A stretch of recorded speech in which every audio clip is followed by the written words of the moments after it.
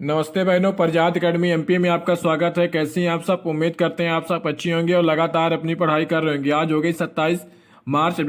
आज के बाद इनका 28, 29, 30 और 31 एक तारीख को पेपर यानी 1 अप्रैल को पेपर है। वो इस वीडियो को जरूर देख लीजिएगा क्योंकि बाल विकास सीडीपी से इसी टाइप के क्वेश्चन पूछे जा रहे हैं, इसलिए इस वीडियो को पूरा देखिएगा। अगर वीडियो अच्छी लगी तो वीडियो को लाइक कर दीजिएगा और चैनल को सब्सक्राइब कर लीजिएगा क्योंकि 10 अप्रैल तक आपका पेपर रोज आपको एक वीडियो के माध्यम से जो टॉपिक आएंगे, जो पैटर्न रहेगा, आपको एक वीडियो के माध्यम से सब कुछ कराया जाएगा। इसलिए चैनल को सब्सक्राइब कर लीजिए। चलिए शुरू करते हैं आज के वीडियो को। पूरा 45 नंबर आपको इस वीडियो के माध्यम से रिवीजन हो जाएगा। वीडियो को लाइक कर दीजिएगा। चलिए शुरू करते हैं आज के वीडियो को। क्वेश्चन नंबर 1, संज्ञानात्मक लचीलापन का सबसे अच्छा उदाहरण कौन सा होगा? एक बच्चा एक ही समस्या को हल करने के लिए केवल एक ही रणनीति अपनाता है। ऑप्शन नंबर बी, एक बच्चा एक कार्य में बार बार असफल होने पर वही तरीका अपनाता है। ऑप्शन नंबर सी, एक बच्चा समस्या को हल करने के लिए विभिन्न दृष्टिकोण को अपनाता है और उन्हें स्थिति के अनुसार बदलता है। ऑप्शन नंबर डी, एक बच्चा केवल अपने माता पिता द्वारा बताए गए तरीकों का पालन करता है। संज्ञानात्मक लचीलापन का सबसे अच्छा उदाहरण कौन सा है? इसका आंसर होगा ऑप्शन सी, एक बच्चा समस्या को हल करने के लिए विभिन्न दृष्टिकोण को अपनाता है और उन्हें स्थिति के अनुसार बदलता है। ऑप्शन सी।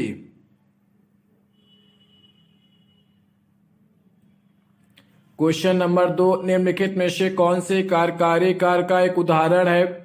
पढ़ते समय केवल शब्दों को पहचानना, एक लंबी अवधि की योजना बनाना और उसे लागू करना, किसी भी नए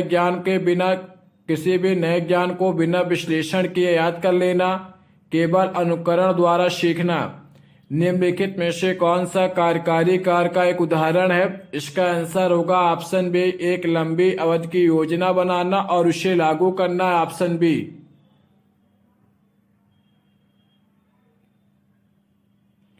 क्वेश्चन नंबर, मार्शमैलो टेस्ट किस संज्ञानात्मक क्षमता को मापने के लिए किया जाता है? दीर्घकालिक स्मृति, ध्यान नियंत्रण, आत्मनियंत्रण और विलंबित संतुष्टि, समस्या समाधान कौशल।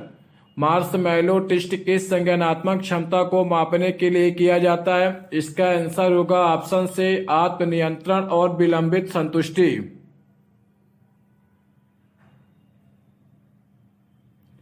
क्वेश्चन नंबर, जब एक बच्चा एक नई जानकारी प्राप्त करता है और उसे मौजूदा समझ के साथ मेल नहीं खाती तो यह किस संज्ञानात्मक प्रक्रिया से जुड़ा होता है?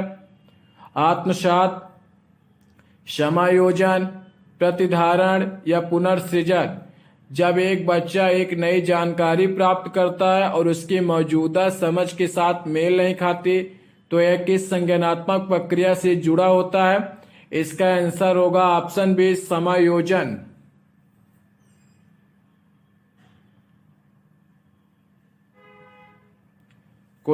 अगला क्वेश्चन, निम्नलिखित में से कौन सा मेटाकॉग्निशन का एक उदाहरण नहीं है?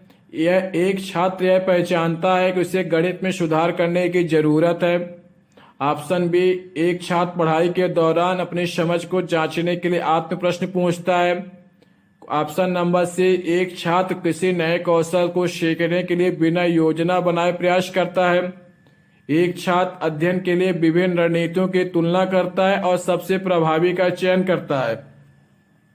निम्नलिखित में से अगला क्वेश्चन, निम्नलिखित में से कौन सा मेटाकॉग्निशन का एक उदाहरण नहीं है?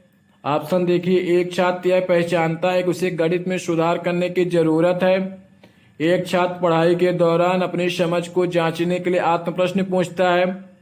ऑप्शन सी, एक छात्र किसी नए कौशल को सीखने के लिए बिना योजना बनाए प्रयास करता है। यह ऑप्शन डी, एक छात्र अध्ययन के लिए विभिन्न रणनीतियों की तुलना करता है और सबसे प्रभावी का चयन करता है।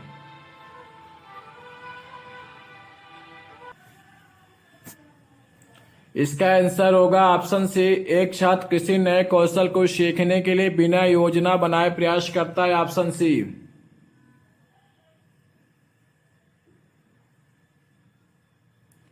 अगला प्रश्न, हार्वर्ड गार्डनर के बहुबुद्धि सिद्धांत के अनुसार निम्नलिखित में से कौन सी बुद्धि पारंपरिक आईक्यू परीक्षणों में आमतौर पर नहीं मापी जाती? तार्किक, गणितीय बुद्धि, भाषाई बुद्धि, आत्मबोधी बुद्धि या स्थानिक बुद्धि। हार्वर्ड गार्डनर के बहुबुद्धि सिद्धांत के अनुसार निम्नलिखित में से कौन सी बुद्धि पारंपरिक आईक्यू परीक्षणों में आमतौर पर नहीं मापी जाती? इसका आंसर होगा ऑप्शन सी, आत्मबुद्धि, आत्मबोधी बुद्धि, ऑप्शन सी। क्वेश्चन, निम्नलिखित में से कौन सा शिक्षण का एक उदाहरण निर्मितवाद का सिद्धांत सबसे अच्छा प्रतिनिधित्व करता है? शिक्षक व्याख्यान देता है और छात्र नोट्स लेते हैं। छात्र समूह में काम करते हैं और किसी समस्या का समाधान खोजते हैं। छात्र पाठ्य पुस्तक से उत्तर याद करके परीक्षा में लिखते हैं, या शिक्षक बोर्ड पर सवाल लिखता है और छात्र उत्तर देते हैं। निम्नलिखित में से कौन सा शिक्षण का एक उदाहरण निर्मितवाद सिद्धांत का सबसे अच्छा प्रतिनिधित्व करता है? इसका आंसर होगा ऑप्शन बी, छात्र समूह में काम करते हैं और किसी समस्या का समाधान खोजते हैं, ऑप्शन बी।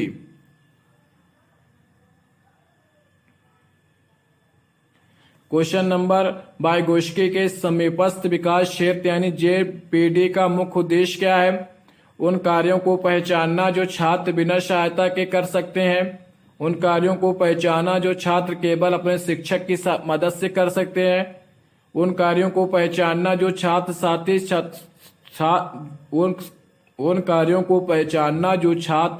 साथी छात्रों की मदद से कर सकते हैं। उन कार्यों को पहचानना जो छात्र सहायता के बिना नहीं कर सकते। वाइगोत्स्की के समीपस्थ विकास क्षेत्र का मुख्य उद्देश्य क्या है? इसका आंसर होगा ऑप्शन बी, उन कार्यों को पहचानना जो छात्र केवल अपने शिक्षक की मदद से कर सकते हैं, ऑप्शन बी।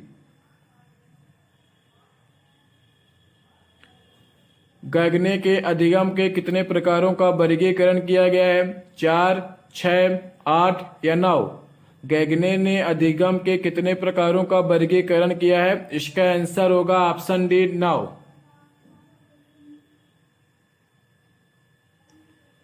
निम्नलिखित में से कौन सी विधि निष्कर्षण पद्धति का सबसे अच्छा उदाहरण है? शिक्षक पहले नियम समझाता है, फिर उदाहरण देता है। छात्र स्वयं प्रयोग करके नए सिद्धांत विकसित करते हैं। शिक्षक और छात्र एक साथ चर्चा करके निष्कर्ष निकालते हैं। शिक्षक केवल पाठ्य पुस्तक के अनुसार पढ़ाता है। निम्नलिखित में से कौन सी विधि निष्कर्षण पद्धति का सबसे अच्छा उदाहरण है? इसका आंसर होगा ऑप्शन ए, शिक्षक पहले नियम समझाता है और फिर उदाहरण देता है, ऑप्शन ए। ये वाला क्वेश्चन रिपीट हो गया है। गैगने के अनुसार अधिगम के कितने प्रकार होते हैं? इसका आंसर होगा ऑप्शन डी, 9। शाब्दिक संगठन अधिगम का उदाहरण क्या होगा? किसी भाषा के व्याकरण के नियमों को समझना, गणितीय सूत्रों को लागू करना, शब्दों और उनके अर्थों को याद करना, या खेलों में किसी तकनीकी का अभ्यास करना। शाब्दिक संगठन अधिगम का उदाहरण क्या होगा? इसका आंसर होगा ऑप्शन सी, शब्दों और उनके अर्थों को याद करना, ऑप्शन सी। अगला क्वेश्चन, संकेत अधिगम की विशेषता क्या है? व्यक्ति किसी कार्य को अभ्यास द्वारा सीखता है। व्यक्ति संकेतों और संकेतों की पहचान करके प्रतिक्रिया करना सीखता है। व्यक्ति किसी समस्या को हल करने की योजना बनाता है। व्यक्ति समूह चर्चा के माध्यम से सीखता है। संकेत अधिगम की विशेषता क्या है? इसका आंसर आप लोग कमेंट बॉक्स में बताइएगा। इसका आंसर जरूर कमेंट करके बताइएगा।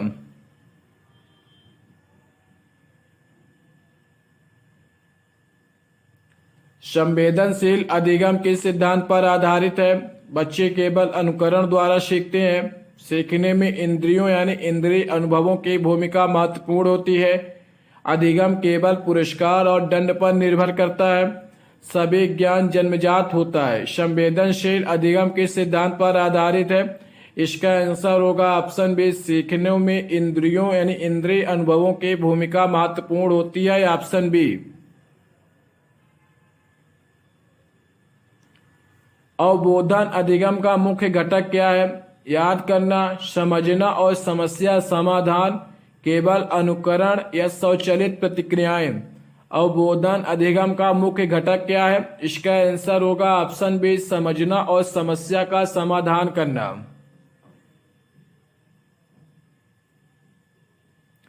संकेत अनुक्रिया अधिगम का उदाहरण क्या होगा?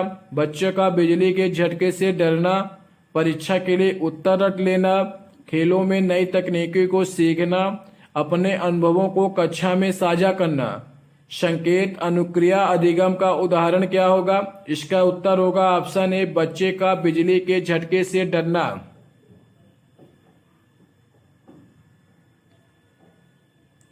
श्रृंखलाबद्ध अधिगम में व्यक्ति कैसे सीखता है? सरल कार्यों को जोड़कर जटिल कार्यों को सीखता है, केवल निर्देशों का पालन करता है, अपने अनुभवों के आधार पर स्वतंत्र रूप से सीखता है, स्वचालित रूप से प्रतिक्रियाएं देखता है। श्रृंखलाबद्ध अधिगम में व्यक्ति कैसे सीखता है? इसका आंसर होगा ऑप्शन ए, सरल कार्यों को जोड़कर जटिल कार्यों को सीखता है।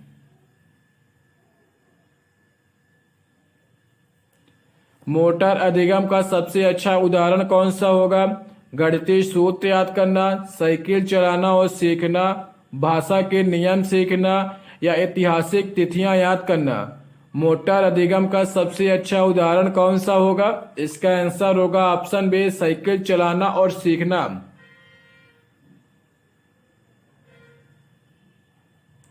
समस्या समाधान अधिगम का मुख्य चरण कौन सा है? याद करना, विश्लेषण और निर्णय लेना, केवल अनुकरण या संकेतों की पहचान। समस्या समाधान अधिगम का मुख्य चरण कौन सा है? इसका आंसर होगा ऑप्शन बी, विश्लेषण और निर्णय लेना।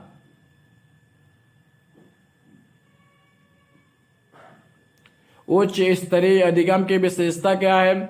इसमें केवल रटने की प्रक्रिया होती है। यह संज्ञानात्मक और विश्लेषणात्मक सोच को बढ़ावा देता है। इसमें बिना तर्क के चीजों को स्वीकार किया जाता है। यह केवल व्यवहारवादी अधिगम पर आधारित होता है। उच्च स्तरीय अधिगम की विशेषता क्या है? इसका आंसर होगा ऑप्शन बी, यह संज्ञानात्मक और विश्लेषणात्मक सोच को बढ़ावा देता है, ऑप्शन बी।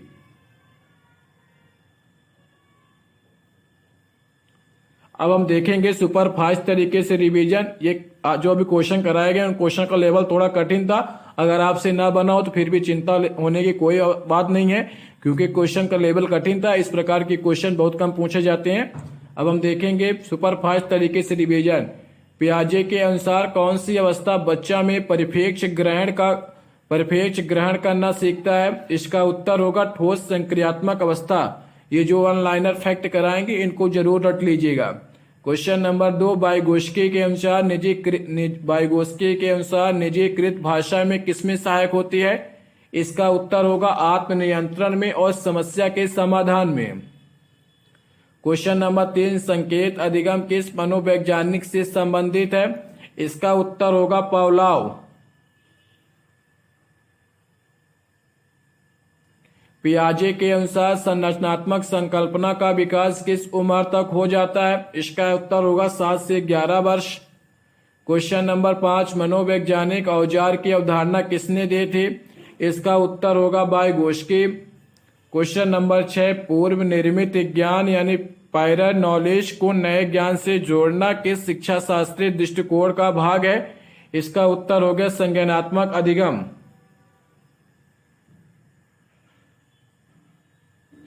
क्वेश्चन नंबर 7, प्रायोगिक अधिगम का सिद्धांत किसने दिया था? इसका उत्तर होगा डेविड कोलब ने।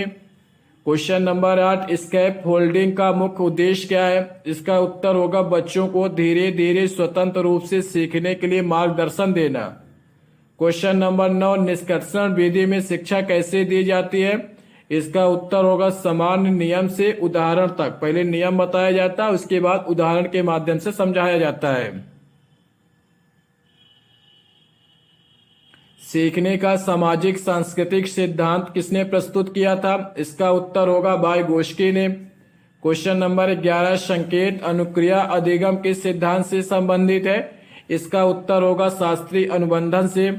क्वेश्चन नंबर 12, समस्या समाधान अधिगम का मुख्य चरण क्या है? इसका उत्तर होगा विश्लेषण और निर्णय लेना। क्वेश्चन नंबर 13, उच्च स्तरीय अधिगम किसमें सहायक होता है? इसका उत्तर होगा आलोचनात्मक और तर्कसंगत सोच में। क्वेश्चन नंबर 14, गागने के बुद्धिगत कौशल अधिगम का मुख्य उद्देश्य क्या है? इसका उत्तर होगा अवधारणात्मक और संज्ञानात्मक क्षमताओं को विकसित करना। क्वेश्चन नंबर 15, संवेदनशील अधिगम में कौन सा तत्व प्रमुख होता है? इसका उत्तर होगा इंद्रिय अनुभव।